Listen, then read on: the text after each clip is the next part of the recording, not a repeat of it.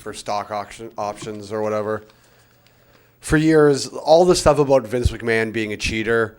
Vince McMahon's he wasn't married really. Like they had separate houses and shit, and it was just like the way that like the stocks once he went public with the WWE, if he like wanted to keep a certain amount of control, had they gotten divorced, they would have like lost too much control of the company, so they just stayed fake married through whatever, and Vince was just shitting on interns and stuff. Yeah. So, yeah. Anyways, hi, sorry, welcome to Rob Loves Arguing. I'm shot, dude. I'm really like, we went to Motley Crue last night, which I get probably great. I have no idea. I can't remember not remembering a concert like that for like a while, and because Motley Crue's pretty gay. Like I'm happy to have seen them, but I'm not like a Motley Crue guy. So Who's in Motley Crue? That is the lead singer is Vince Neil. Who, Tommy Lee, isn't he the famous? Tommy Lee is the drummer. So Okay, like, yeah. yeah. So. I thought he was Blink-182 for a second. Well, I always have the thing now when I see Travis Barker, I think I'm seeing Tommy Lee. Like in my head, Travis Barker and Tommy Lee have like become one person. Whatever. Tommy Lee slept with. I understood that Tommy Lee slept with Pamela Anderson and was Correct. with her for a bit, but I only knew as a reference Tommy Lee Jones, the guy from Men in Black. Sure. So I was thinking. I also enjoy that your reference for Tommy Lee Jones is Men in Black. I also like that quite a bit. So That was a great that was a very formative film. But yeah, I was thinking like, wow, all right, fair. That seemed to me like a plausible couple. yeah, no, well, they were a plausible couple.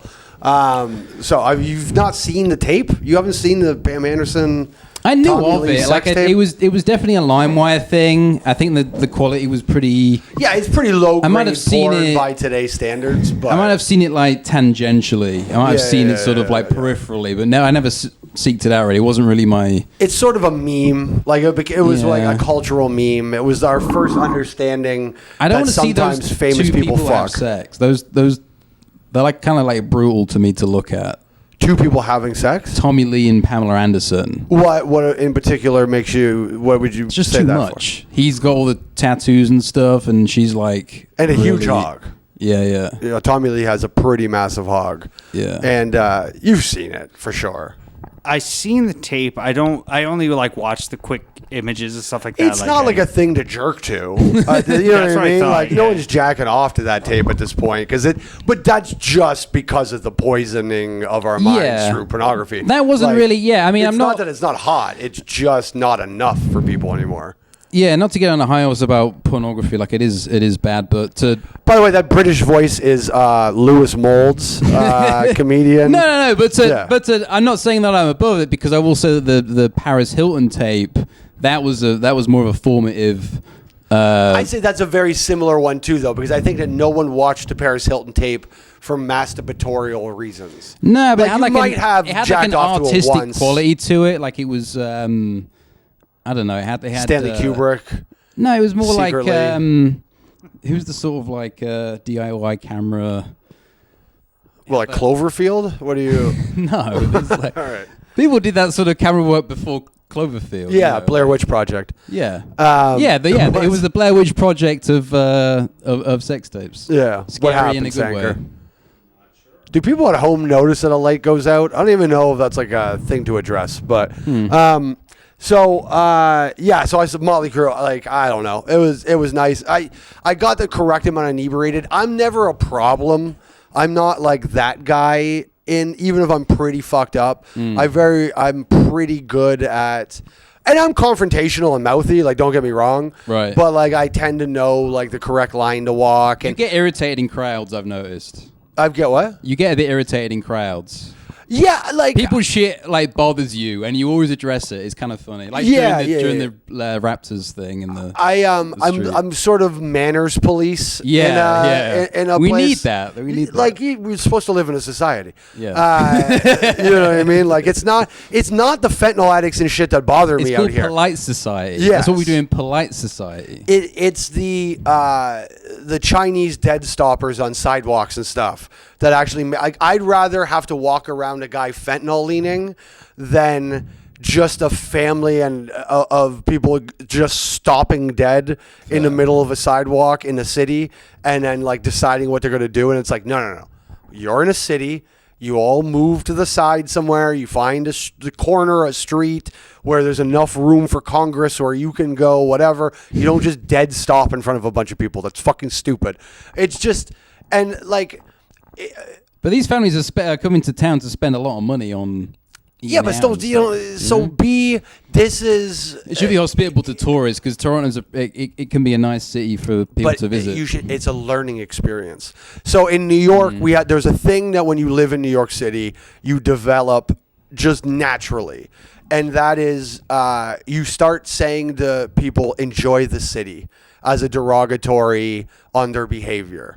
It's like if you don't know how to behave in a city, like if you're doing something that is a stupid behavior to do in a very busy area, you go, "Oh, enjoy the city, guys," because that's your way of going, "Hey, you're doing something that we don't do here." Like it's a little dig that I've like picked up in New York City that I said it to a group of girls the other day. Oh, no. I said, "Enjoy the." We were walking to our car in the morning, and they did something. I don't remember what it was, but I remember saying, "Enjoy the city," and then the one girl went.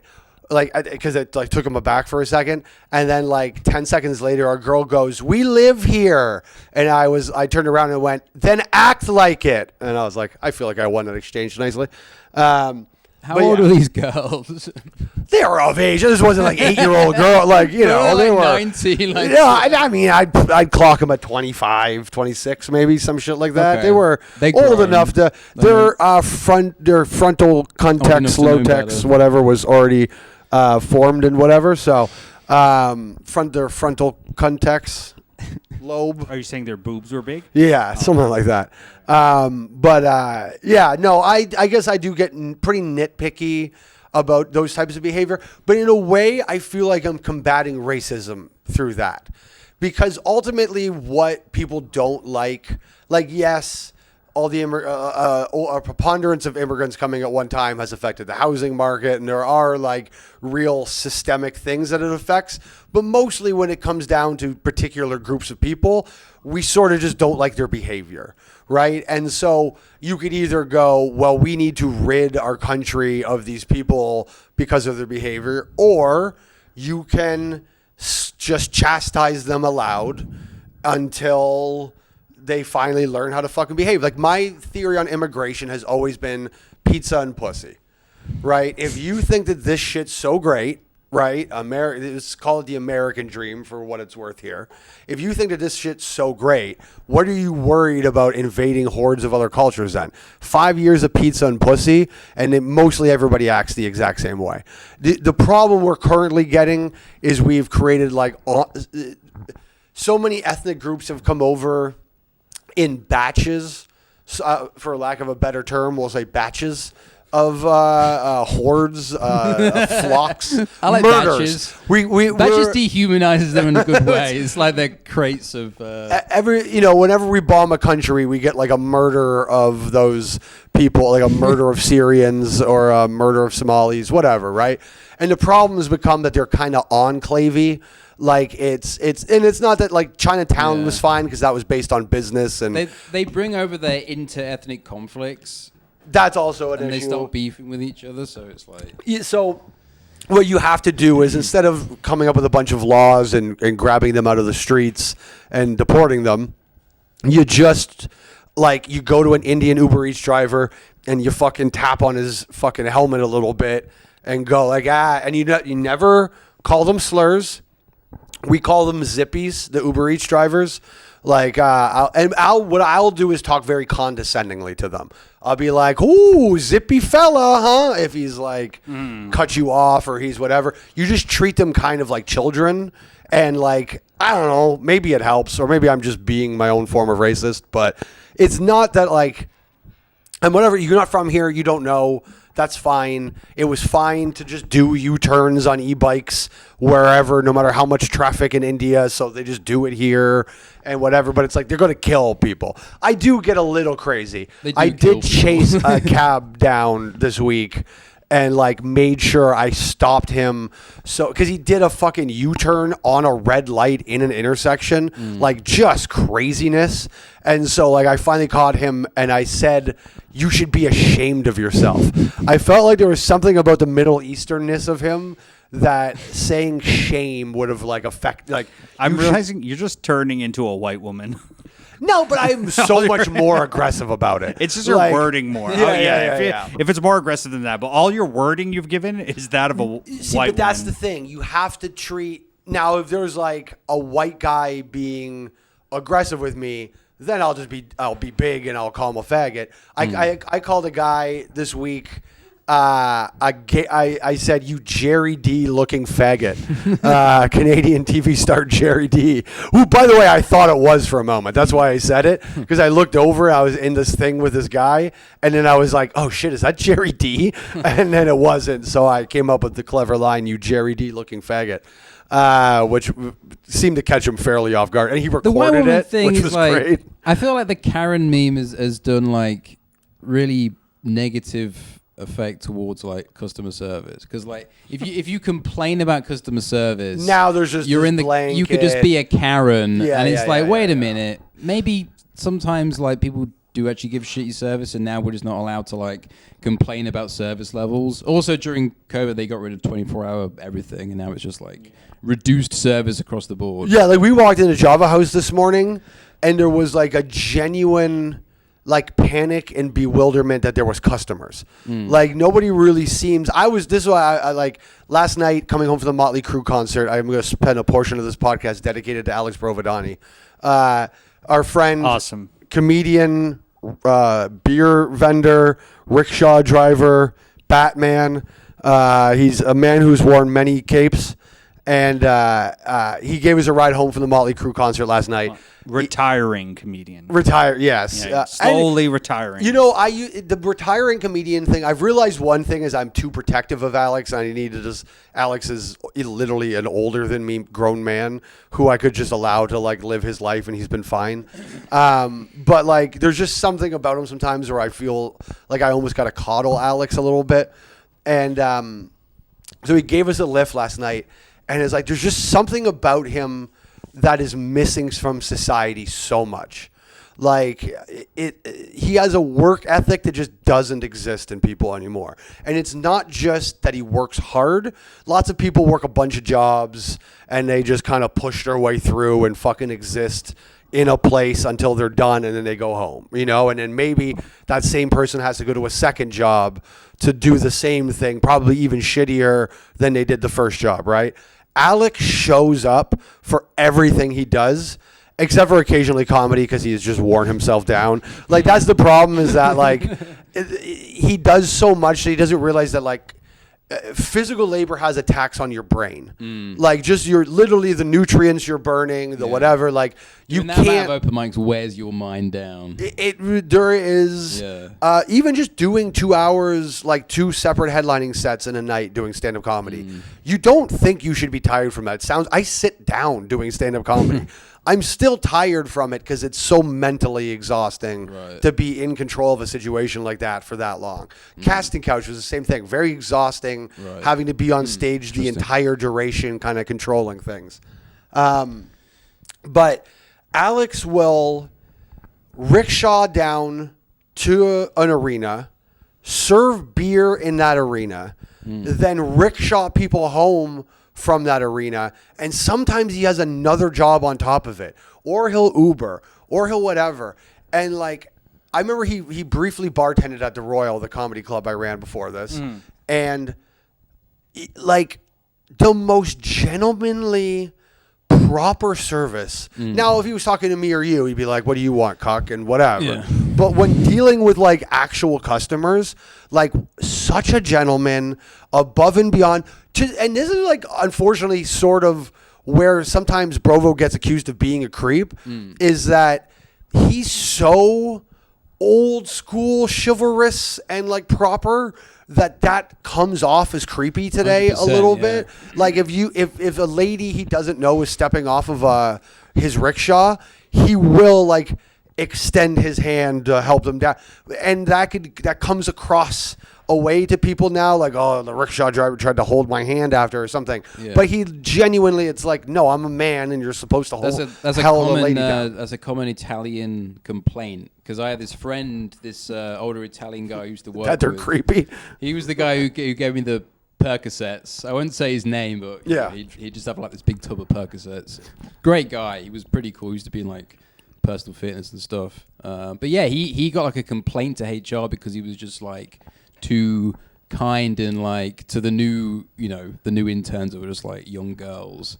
He was just too sort of like polite and like chivalrous. Yeah, and they weren't really like used to that sort of. And it's not. And this is the thing with all of it. Even like take a few steps back. It's like, what is the intention? Even when you talk about Karen, like there's a way to complain about customer service.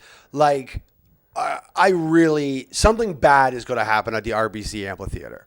Like, it's just it's too many people to have that much staff that couldn't give a fuck less. Like, and I get it. Individually, you wouldn't care and you would ever, but there needs to be a ratio of people in a situation like that care. Like but I would be confident that before the end of this concert season, and I'm a person who goes to a concert almost once a week in the summer. Like we go to there a lot, and like I will say something bad will happen. Like either a weapon will get in. Like there'll be some sort of structural thing, stampede or whatever, because just no one cares. No one would ever. And there is like a cultural thing too, that like a lot of the staff is now like Indian or whatever, that like, okay. Remember, during the World Cup, the soccer stadium had that like really ugly addition to it, right? Yeah. And it would just look like they had just fucking like kind of carny the put Toronto up. FC one, the FC stadium really to accommodate the extra people. They had what looked really like last minute rigged up, right? But I looked at it and I went, oh, but then I was like, yeah, it's Canada though. You know what I mean? And I don't mean that we're better. I mean that we're regulated through the ass. There's not a chance that like there ever is going to be a structure that gets put up for an event like that isn't like crazily meticulously looked after and approved and permitted and whatever. It just doesn't exist, right?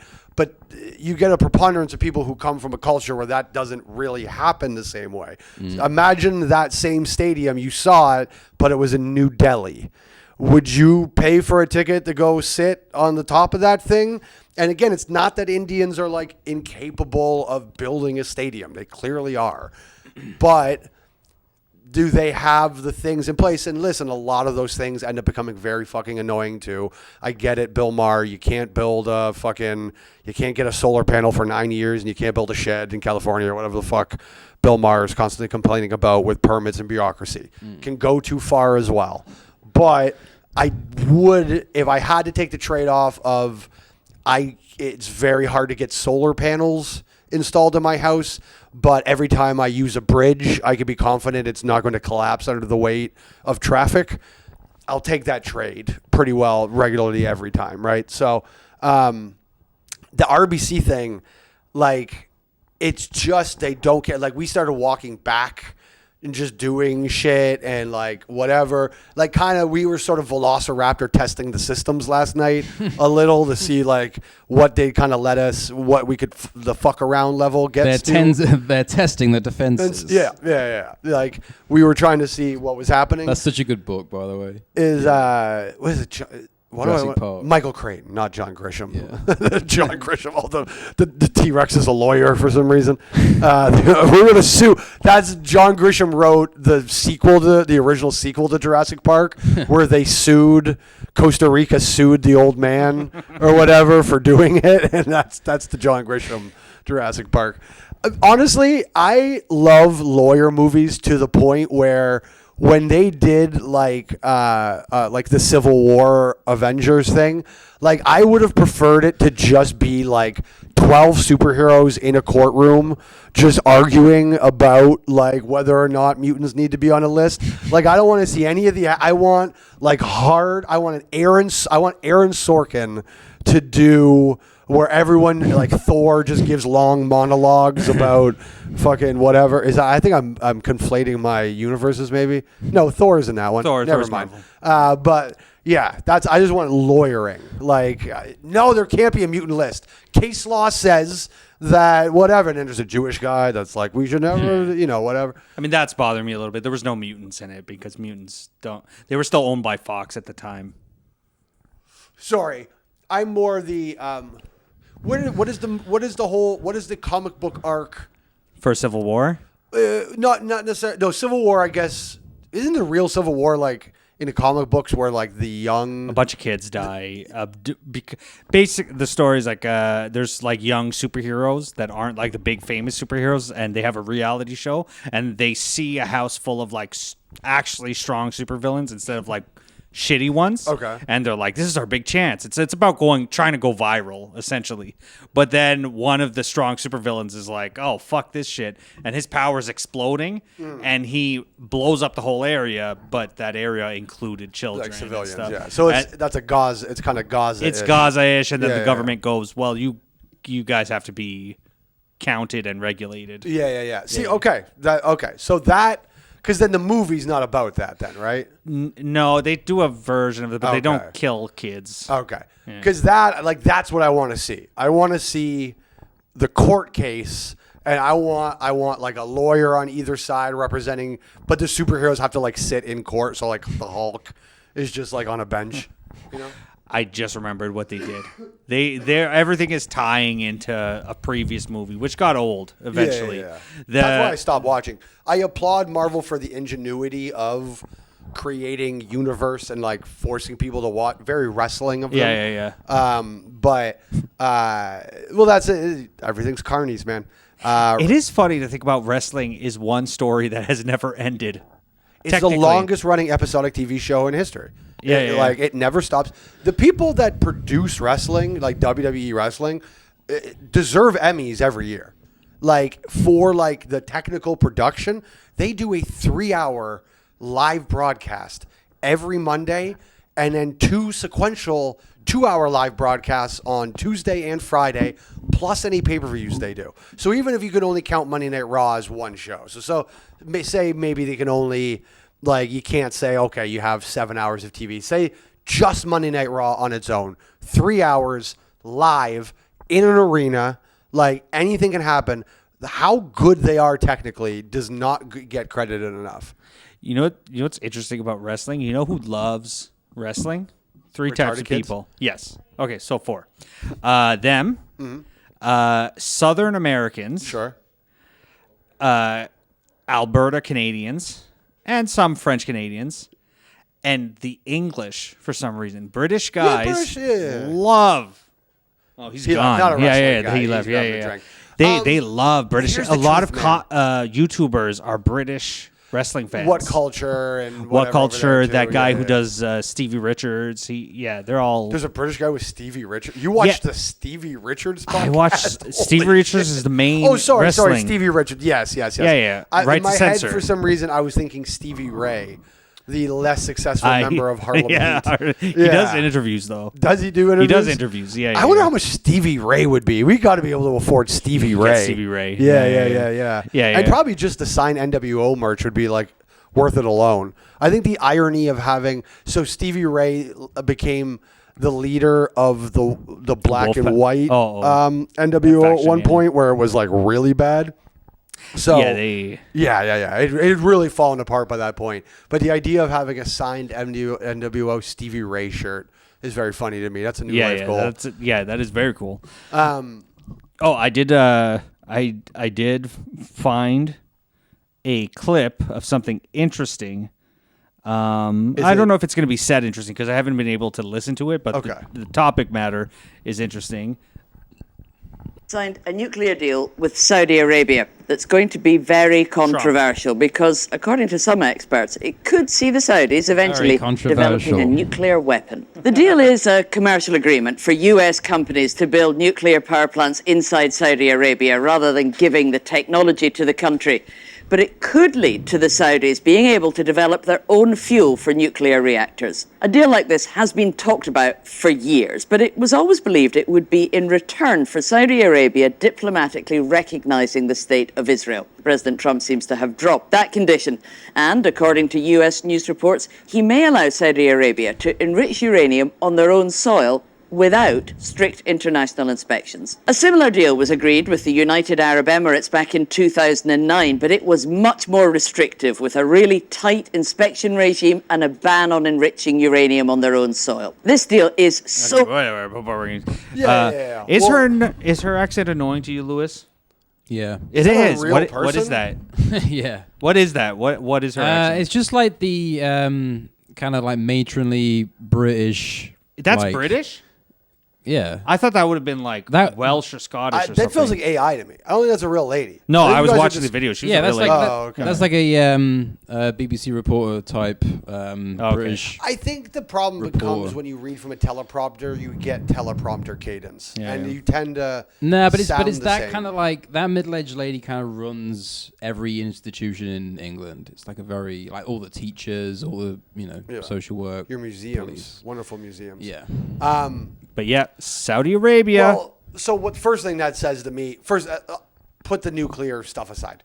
It's all stupid and not real. If any of these countries want a nuclear weapon, they've always and will continue to have Pakistan have them and just be available for purchase. Yeah, this whole Iran's going to develop a weapon. If Iran wanted a nuclear weapon, which they didn't, their literal religious leader who you killed literally put a fatwa on the idea of creating a nuclear weapon. They weren't going to do it. They don't want to do it. And if they did want to do it, they wouldn't spend decades and decades and decades doing it themselves. They would buy one from Pakistan. Same goes for Saudi Arabia. It's the whole developing nuclear weapons thing is fucking stupid and childish. It's a distraction. It's always a distraction. Of course, Iran is an obvious, easy distraction. Now we just really wanted to go knock over Iran on behalf of Israel. But we need nuclear power, though, right?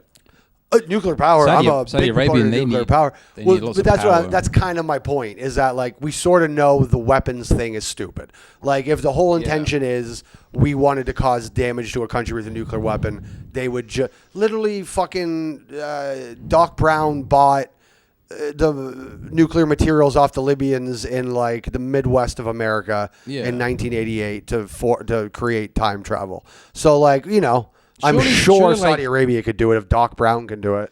But if they get an American company to do it, that's like surely trillions of dollars.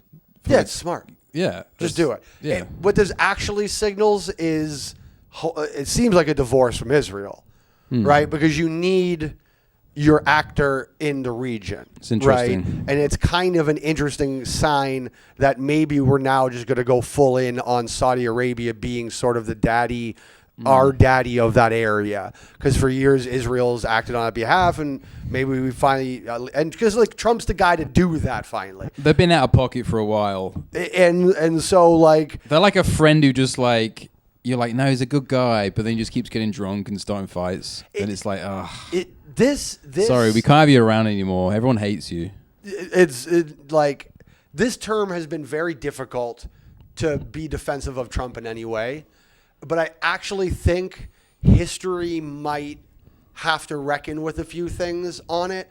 Now, obviously not just this term, but if one of the goals of Donald Trump, if you were to look at the beginning of Trump and maybe looked at some positives from the beginning of all of this, from his first term to whatever. One of the things I think that we probably all could have universally got behind was taking some power away from China, right? I think ultimately we could all go like, we don't need China to be what China is right now, whatever, right? He was kind of winning the trade war as well.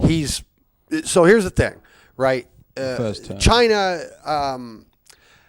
So let me walk this back 2 steps, and then we're going to get to China.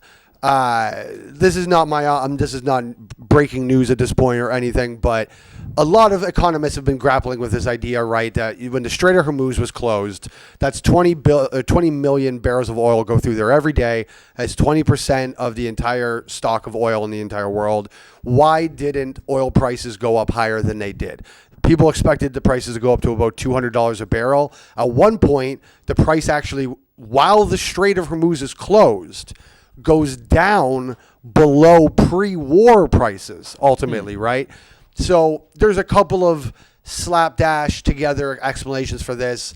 The reserves, there's this buffer space, and we're still in the buffer space, but we're long past what the buffers should have provided. Now, one observation was China strategically reduced their oil intake dramatically, which helped balance out the price across the entire globe. So what a lot of us didn't know is that China had about 200 million barrels of oil in their strategic reserves, way more than anybody else. China has been stocking their oil for quite some time now, right? Which could seem very intelligent on the surface. You go, oh, okay, they were prepared for something like this to happen. They don't, what if everyone else runs out of oil and we want to cause in that moment a conflict with Taiwan, and then now we're the only people who have oil, makes it very difficult to stop us from this conflict with Taiwan. It could appear on the surface to be very strategic. And that's kind of what people had assumed for a few weeks coming out of the situation. Then, in this period of time where the price drops again, the natural inclination would go, China would resume buying oil back to regular levels, right? So China's buying about 5 million barrels a day right now, when I think they had been closer to like 17 million barrels or something like that previously. So everyone now looks at it and goes, wait, why aren't they buying again? Why drain your strategic reserve? And then if that was the whole idea, wouldn't you want to, now that it's cheaper again, buy it back up so that you have it again? But they didn't.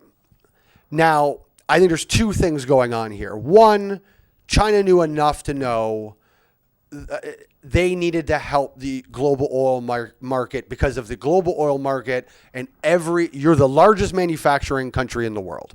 This is why, like, these trade deals that we make with countries, like why I don't trust Carney on the China deal, is because that doesn't actually replace America. America is a consumption economy, and China is a manufacturing economy. You can't replace a consumption economy with a manufacturing economy. That's unless we fundamentally, completely change how our economy operates, which we're not going to do overnight, and we're not doing. So we're also a consumption economy. Now, so say what you want. Maybe that's the right deal to make because they're manufacturing, whatever. Regardless. So China can't have, if you're a manufacturing company, can't have the entire global market fall apart, because then no one's buying your shit. You fall apart anyways. So ultimately the dominoes fall and you fall with them. So it doesn't help. So sure, maybe that's part of the plan, right? What it seems more likely now is, now what China's trying to tell people is that they've actually just reduced the reliance on oil this much. But that's not even fucking remotely possible to just flip a switch and just cut your reliance on oil to that degree, right? Unless there's actually, it's not that you've replaced that energy, it's that you actually didn't need that energy in the first place. Now, we all know they like to lie. They like to tell other countries some shit that's going on that's not actually going on. So do they have nukes? Yeah. China's got nukes. Or maybe they don't. You pronounce them nukeras, but yeah, they have nukes. I am on team fake nuke though. But it's as good as putting, do you need a home security system, or do you need a sticker on your window that says you have a home security system? I just disagree with the idea of like, oh, someone could just press a button and then everything just explodes. So then what is team fake nuke? Like, tell me a country what is a fake nuke? Just the kind of like the the leverage of fear that it creates. It's like, oh, we can't let this country get this thing because they'll, we could all just like blow up. I'm like, maybe it just doesn't actually exist. It's just like a. Oh, that's what I'm at. So it's like a tool to. It's like an existential thing, a bit like climate change. It's like hard to sort of. So this would suggest that like Nagasaki happened in a different way, like they maybe a bunch of explosions or it the whole been, Well, if you also look at like Dresden was like one of the worst bombings, and they didn't use nuclear bombs for that, but it kind of destroyed the bombing of Tokyo. I think it was like 3 weeks prior to the nuclear bombs. Yeah. They didn't drop the nuclear bomb on Tokyo because they had decimated Tokyo so badly already. They were like, well, are they even going to notice? Like, there was like nothing left of Tokyo. Tokyo was the worst bombing in the entire campaign, worse than Dresden, actually, which is crazy because you always apparently Oppenheimer was he was like, oh no, you're not going to use it on Japan, are you? And then he was getting like cold feet about I think it was like was it Woodrow Wilson or was it no, Truman, right? Oh, Truman, sorry. Yeah. And they also, because I think it was Truman, had gone to Kyoto. So on the list, I watched this little mini documentary on why they picked the two cities they picked. And they wanted to do Kyoto, but somebody had gotten the ear that they're like, nah, it's too cultural. It's like too much of their arts and whatever center. It'll send the wrong message. Like, you're supposed to bomb places that are military installations, not that type of shit. Like, that's just mean. Whereas you're supposed to drop it on some place that's strategically advantageous to you. So they like talked him out of Kyoto. But the truth was he had like gone on a trip there with his wife and like liked it. So they just didn't get nuclear bombed because they were a nice city. No, there is something to a degree where, well, and also, but like, that's why these countries want this, right? It's not because they want to nuke anybody. Nobody wants to nuke anyone, right? Like, it's that when you don't have it, you get Gaddafi'd. Like, Gaddafi gave up his nuclear weapons and Hillary Clinton shoved a broom in his ass. Yeah, so, like, it's you can't do it, right? It was probably trying to trade oil in euros and going away from the pet. That was probably what fucked him. Also, well, and wanting to start, he was also pushing for an African continental union as well. Like Akon. Yes, just like Akon. Yes. Respect. So, yeah. Just a fucking sign in a field. Akon got too much blame for that. He had good intentions. But it's probably what, like, Ja Rule took a lot of abuse for Firefest. Sorry, and like, I'm a big Akon apologist. He had. I agree with you. We're on Team Akon. Yeah, Team Akon all the way. Akon, the modern Gaddafi, is what they should call him. You should have an album called The Modern Gaddafi. Dude, he died on my birthday. That was kind of crazy. Akon? No, he's alive. Yeah, he'll live forever. So here's what's happening in China. The reason that China hasn't resumed its oil consumption is not because they got a bunch of solar panels. It's because China is quietly in a depression. They're using sewer oil. They're not using any oil. Trump, they take the oil from the sewer. From the sewer. Yeah. Hey, whatever, recyclable. They're just in a depression.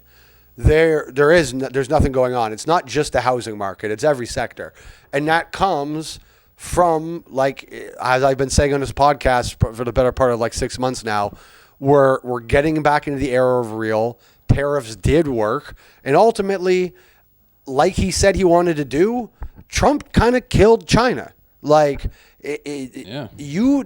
everyone's economy is a house of cards in its own way, right? And you start finding little ways to chip away at that house of cards, it'll destroy itself very fast. There's actually something very interesting in South Korea as well. This is a very Asian-heavy episode, but South Korea just had, remember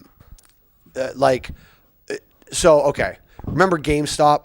Yeah. So, what is GameStop? Retail stock trading is introduced, and people figure out that they can sort of do a version of pump and dump in a way where that's not the intention of GameStop, because there was like some heart in GameStop originally. GameStop. That was pretty sick. I got money off AMC. I jumped in late, but I got some AMC money. I got a little bit of AMC money too. Yeah. Not the big bucks, but a good. No, enough. I didn't have enough money to put in to make big bucks, but it did turn out all right.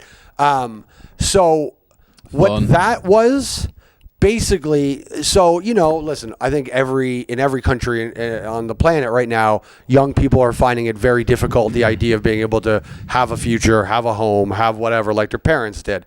Part of that is because fucking boomers won't move out of their fucking homes. I said that to my dad when I was at the cottage like a week ago, or I was like, he was talking about the housing market, and I was like, well, yeah, it's because you guys won't downsize.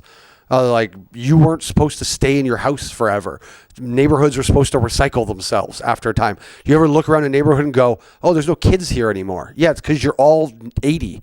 You fucking lunatics. You're supposed to go move to a condo and sell your fucking house and put it back into the market. There is a lot of old people rattling around big houses. It's so that then the whole market is they die, and so and then their kids get to sell the dead house. Instead of no one moves into it, they just sell their dead parents' house. To a condo, so they've got a bit more help with the trash and you downsize your life a little bit, and you let an emerging family that actually needs the space goes into that.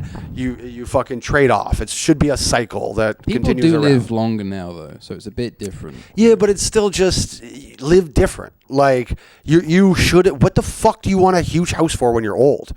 Like, it's stupid. Stairs are dangerous. Nice. You're burning yourself out. Whatever. Yeah, but once you don't have kids, go back to a condo. Like, dude, fucking. These people have had the world handed to them. You didn't even need to be that exceptional to just like have a nice fucking life. And it's just like you live next to the lake and you don't even go there. Well, my parents just like that it's there. My parents are doing it almost right. Their little cottage, it's a mobile home, basically, a little community by a lake. That's perfect. I like it for them. I talked about this on last week's episode. You don't want your parents to have a nice cottage because a nice cottage is isolation. You want a middle-class fucking mobile home community where they can play pickleball together. Yeah. That's what you need. So you should have that, but my parents should downsize. They should move into a fucking condo. But I don't need that house. I'm actually going to disagree with that. Isn't that their kids' problem? Because, like, what happened to the old idea of, like, you buy a home and then that's your family home for this many generations or something like that? Yeah, but it doesn't happen. Yeah, but that's not their fault. That's their kids' fault. Well, now it's sort of there's more things to do now fault. Like, when our parents were coming up, there was 8 jobs. You know what I mean? Like, you were a plumber, you were a salesman, you were a doctor, you were a lawyer, you were a nurse, or you dug ditches. Like, then that was it, basically. All the sexy jobs. Yeah. All the things that you could strip to. Yeah. So, like, they didn't have to go whatever. Like, there was no being a comedian. There was no, I got to go to a city that has whatever. You could just stay in your place. That's also, you're talking about a very agricultural time as well. Yeah. Where, like, yes, you stayed on the farm because the farm was the family income. Like, you weren't going to go be something else. Yeah. Like, and selling the farm was like a big fucking thing, but that was this sign that, like, I'm not living like you anymore. Like, it was a big emotional thing, but that's because, like, that's just what everybody did. Now that there's options, people move around ultimately. And by the way, that's not being selfish even as a young, like, I want my parents to move out of their house because go enjoy some of that money. Like, if I was being selfish, I'd say stay the fuck put. That house is paid off. Like, I get more inheritance if you just stay the fuck there, and then I get to sell the thing when you're done with life. So, like, I'd actually rather they go enjoy that money. Like, every time my dad won't turn the air conditioning on to, like, in the house when I'm visiting because they want to save money and the electric bill, whatever. I'm like, it's my money ultimately. Turn it on. Like, I'd rather you spend the $5 right now than me get it. Yeah. I don't give a shit. Then complain about It's crazy. Just fucking enjoy yourself, man. I'm fine. Like, I'll figure it out. I don't need your shit. Like, just, like, enjoy your life. Buy a condo and take a trip. Like, and then go to the cottage more often and go whatever. Enjoy. Downsize. Anyways. So these hopeless ass fucking Koreans, right? And the South ones even. They're looking at their future and they're going whatever. So they decide, as culturally, the stock market is the only future you could possibly have as a young person, is investing in the stock market and your wealth growing that way. So what Koreans have a cultural term, they refer to themselves as ants. this like young movement that was called ants, because the idea is individually we're powerless, but together we have whatever, we can carry shit. What's going on in Asia? Because there's a cockroach movement in India. No. Yeah. Their movement's called the cockroach movement. What is the idea of that one? Apparently, I was trying to read about it earlier. It's like it started as a joke, and we then just carry on behaving in our normal way. Yeah, they live in filth and eat shit. The cockroach movement. But either way, this is just a coincidence. But anyway, Bum-maxing. You gotta explain it, Sanka. What? You gotta explain it. What does that mean? Oh, I don't know. It started. I just read it started as like a joke, but it's the purpose now is they're anti-Modi, who's the. I'm kind of sick of. I'm kind of back on the Korean. I'm kind of sick of Koreans. Yeah. Oh, really? I'm sick of that shit. Why? They're just the way they run the corner stores is like. And I'm not actually defending them. That was a why. Like I haven't even thought about Koreans fake in a while. zins, but like. Oh, I. Don't you have to sell fake zins here? I thought like you couldn't get the real ones or whatever. No, they sell them. They got them under the counter. Well, yeah, but that's still illegal. Like, Yeah, it is, yeah. So they're all kind of. They have like black market. they sell the OCBs or the raw papers that are like not for sale in Canada. Like it's not. They don't pay the tax on all this shit. Yeah. I'm just annoyed with it. The amount they charge for stuff is like. And they just don't remember you. There's just no like warmth. Well, that's an Asian problem overall. I find Asians don't have that like. Chinese are a bit more savvy with the business thing. Like Japanese people are very polite, but Chinese people are very cut and dry. But I don't know, Koreans. I don't know. Tell that to China because they're going through a depression right now. And their housing market is toast. But he's saying the convenience store Chinese people in China are very nice. Yeah. Well, and also like run restaurants. They kind of they treat you well. It's kind of the only place you get treated well as a white guy in Toronto. If you want to rob Love's argument, I will wholeheartedly disagree with you. They're the rudest people. Yeah. So many Chinese people. They love me, dude. Despite the humans that work there. Yeah, no. Like, and it's almost charming. I remember there was a place that was called the Cum Jug, but it wasn't spelled Cum Jug. It was like CUM or KUM, and then Jug. Had like an H I know in it that or whatever. place. Remember, it was like right out like Baldwin. And I remember going there. We used to eat there before doing the Hot Box open mic on Thursdays. And one time it was me, Evan Demaray, and Dave Merhaj. And I remember Dave ordered pork fried rice. And instead they brought him rice with like fried pork on it. And he was like, "Hey, I'm sorry, man. That's not what I was hoping for, whatever." And the waiter went, "Eat it. Eat it." And he just yelled, "Eat it" at him. And he did. He just Dude, I ate love it. that. That's sick. That's cool. Crazy. It was probably delicious. Oh, sure. He's probably been a little bitch about it. He wanted like chopped up pieces of bullshit, but he got like actual like pork fillets. Dude, just fucking eat it. No, like I'm on the Chinese guy's side with this one. I've dealt with some really, really nice Chinese people at restaurants. But it's hit or miss, and when it's missed, like there's the guy that we order our Chinese from. We'll keep ordering because it's so cheap, but every time we call, he's not rude, but he goes, "Hello." And I go, hey, I'm calling for more Cantonese chow mein or whatever. Yeah. Chow mein. Well, more is odd. Well, like he knows again. Yeah. I go back Mr. the same hour. No, but that's my point. I order for your second call of the evening. Yes, they're bad with it. Zero recognition that I come in there all the time. Okay. He never smiles. Never. So it's not. I'll take it back. It's not rude. No. Zero customer service. Zero. This is how much New Ho King doesn't cheap. remember What do you you. want? It's cheap.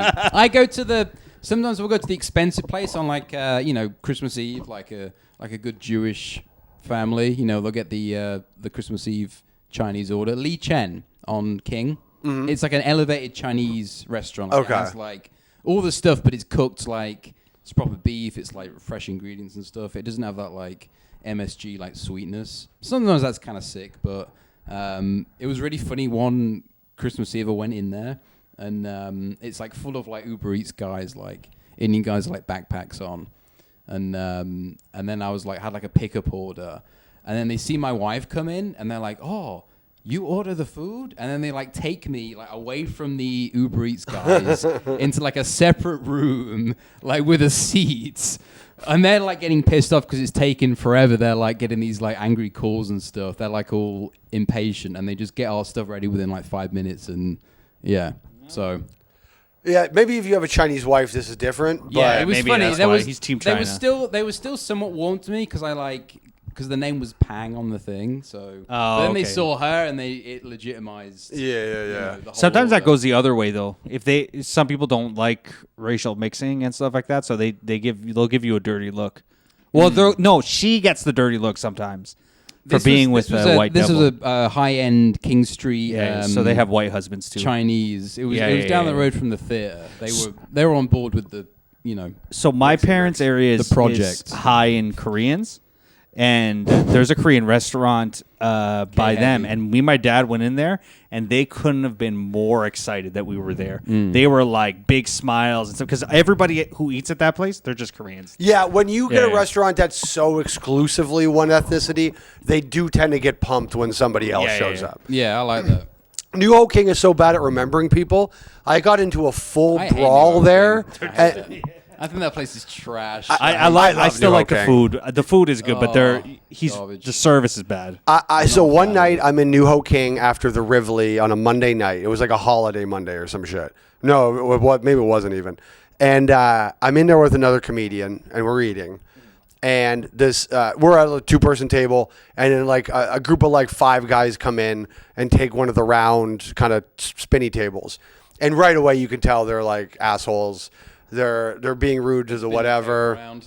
They're like, there was like, this might just be something I've created over the years in my Well, head. they wearing like those high school like jock jackets. I mean, it might as well, Were they might as doing the well eyes have been. and stuff? It was Like they were like throwing plates around. It was like a high school film. I think they harassed a lesbian couple, but I might just be making that up in my head. I don't remember if that's true or not.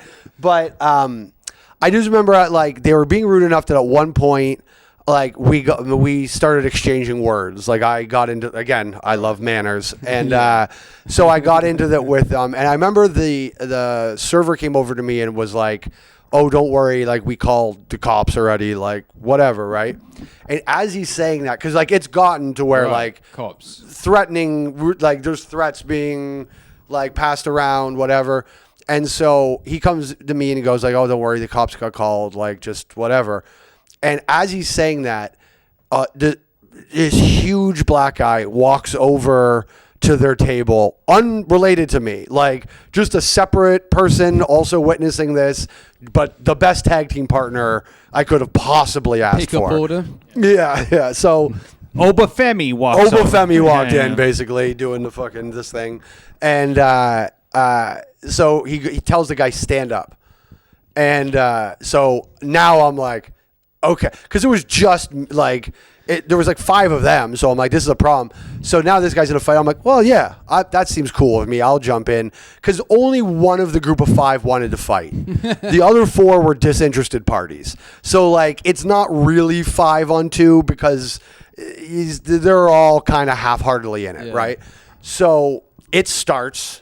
Like we start brawling in New Ho King. In New Ho King. In New Ho King. Yeah, this is a very typical New Ho King experience. Yeah. I've not had experience that is different from Rob's story in any way. Yes. And so this was fun. So like I've got like 2 on me or whatever, right? And the one guy picks up one of the like they're like big, heavy, stupid. It's not like picking up a WWE folding chair and hitting me with the it. heavy like it's a padded- big, heavy, stupid wood chair, Big right? ones. So he like picks it up and he kind of just clobbers all of us with the chair. Not even hard, just like I did get like a little lump, but it was like silly. Like it wasn't. And then we all fell over, like like a pile with a chair. And then by the time I stood up, the cops were there and like pulled all of us apart or whatever. And I just went home without paying. By the way, Nice. to get out way Yeah. to get out of a bill. That makes sense. Yeah. You like put your life on the line for the honor of New Ho King like that. And then That deserves a free meal for sure. Yeah. You have to bow on your way out though. I don't have to pay for my MSG slop tonight. They put my name on a sword on the wall. But That's actually a conspiracy theory I have. There's nothing wrong Well, with MSG, and it's No, it's good. I like it. It's good, and But it's a also style of. It's like a North American style of Chinese that is like specific to like Oh, North yeah, yeah. America. It's good. I think I'd prefer that. No, but also even just the MSG thing and this thing about like how bad it is. I'm on and board Chinese with it, people are dude. poison. I love drugs. It's all nonsense. It's just there's nothing. I don't know. I don't, like MSG felt like it was a thing that got eliminated Like where they started banning it when I was Yeah, so I'm like, young whoa, that I don't even know. Calm down with the MSG banning. That's what I mean. We're on board. Like, Yeah, give us the real shit. Yeah, What? yeah. Yeah. It's not even the health things they said was wrong with it. you Like, have it's not MSG? Just healthy, put it but it's on. like salt. Yeah. Yeah. Where are we at right now? We probably have 5 minutes. Yeah. Okay. Oh yeah. Sorry. Hold 5 on. left. Let me finish the South Korea thing. Yeah. So what happened is, South Korea is these kids. These call themselves ants. They've decided that not kids, but 25-year-olds have decided like that's their only future.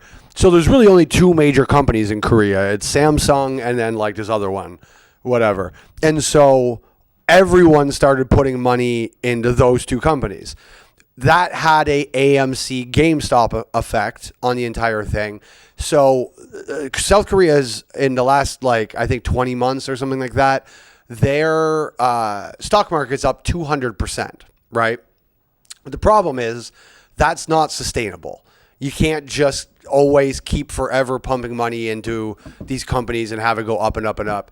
So they have had a 24% hit on their stock market in the last week or so, which means all of these people took a 24% hit because there's this ungodly amount invested into their stock market of personal into trillions and trillions of these individuals' personal wealth. The stock market in America is leveraged 85% by the richest people and companies, right? So the stock market goes down, individual people really aren't that hurt. It's actually good for individuals when the stock market goes down because we've kind of closed the gap with billionaires a little bit because the stock market is so over leveraged. So, I can't use the term over leveraged because that's going to come up, but it monopolized by large entities like State Street and Vanguard and BlackRock and these type of companies. So they've taken this massive personal hit to all these small things. But what's crazy is, I don't know how familiar with stocks you guys are, but if a stock, so they're not, when you're doing retail stocks, you're not actually purchasing the stock like that a lot of times. You're essentially taking out a loan that's good for the value, kind of what we did to gold at one point. So you're sort of just taking out an agreement, a loan that's an agreement that you'll pay it back at whatever, or they'll pay it back at whatever the rate is at that time. But because it's a loan, if the asset drops below a certain level, they can do a margin call on you. So, and basically go, hey, you don't have enough money left to pay off your debt because it's dropped. So either you got to put enough money to make up the difference right now, or we're selling your stock at whatever the value is today, and you just get to keep that, right? So all of these people are now getting margin called in South Korea on Samsung and the other company, and that's going to be massive losses for these people. It's a genuine catastrophe in South Korea right now with this stuff. And I just thought that was interesting. Yeah. So Asia's not doing particularly well currently. So SK Hynix is probably the other, because Google tells me That that's makes the other sense. big company. sure. Yeah. It was a name that didn't quite mean anything to me. Yeah. So, yeah. And so they're taking, Memory chips. Okay. Yes, and the problem, this is what happened. Thank you for saying memory chips. What happened is that with a lot of this AI stuff, Samsung and that company had been providing the memory chips for these data centers, but recently SanDisk and another company had just caught up to them essentially in chip manufacturing, which basically plummeted their, because everything in the entire world right now is predicated on the idea of AI, which is terrifying because it's just fake and bullshit. Every country on the globe right now, I would actually very much to find out which country has resisted putting their money into the development of AI the most, because that's the company that will come out ahead. This is all such a bubble, and everyone's economy is about to take such a fucking nosedive because we've all just made this collective huge bad bet. It's crazy.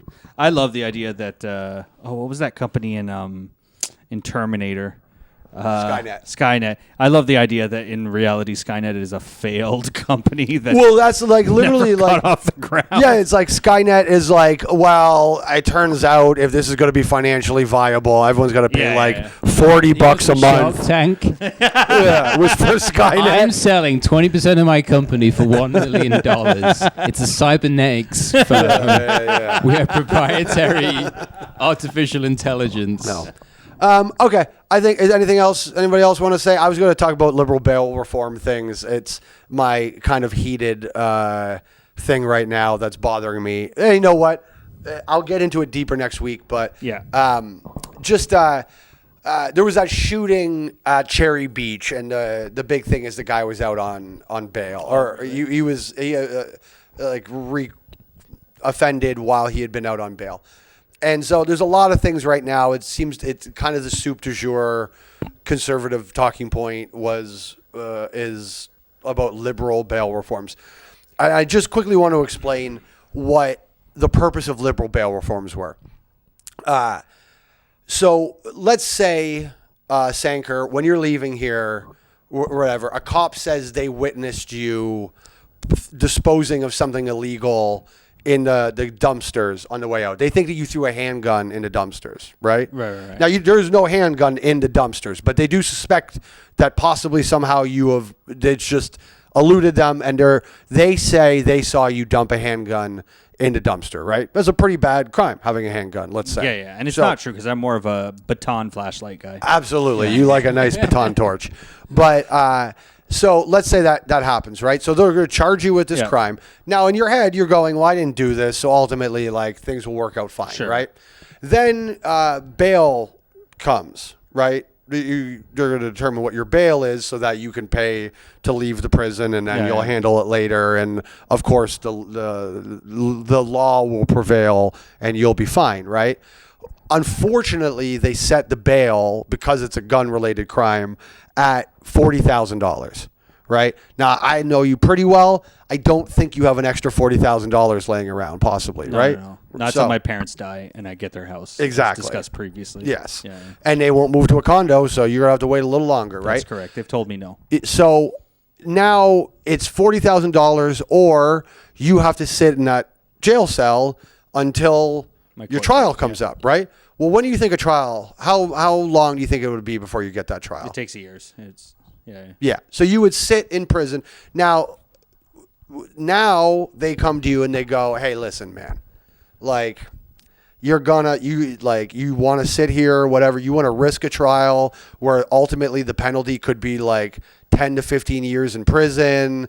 You're going to have this record. You're going to whatever. Wouldn't you rather I'll tell you what, you take a plea deal right now, and we'll say $500 community service, and just plea it out, and you'll be out of here and everything will be fine, right? But now you're a felon. Certain jobs you can't work, states that you can't vote in anymore, whatever. That's where bail reform came from.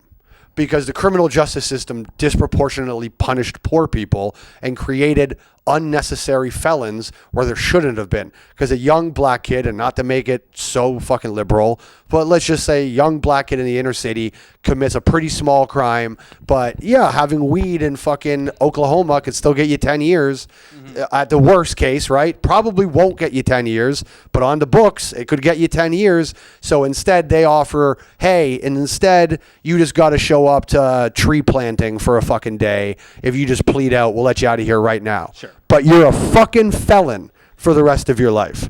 You can't, whatever. You'll never be bonded. You'll never whatever. You kind of destroy your future in a really serious way. But at least you don't have to sit in prison or fine $40,000 to get yourself out of here. That's where these bail reform things came from. Now, would I possibly argue back, should repeat offenders be treated differently? Yes. If this is your second time here in fucking 4 months, we can probably assume you're not a great guy and maybe just go ahead and lock you up for a little bit or whatever. But So I just wanted to make that. I'm gonna spend some time on that for next week and try to do. And if also, by the way, if you want to try to find me somebody who would argue the other side of that as well, I'm into that. Or also, there's a camera in front of me. If you would like to argue that, please call in. Let's talk about this after. But I've decided it's harder and harder to find super right wing comics anymore. They're here. I mean, they come here at midnight. They'll show up, but losers. Yeah.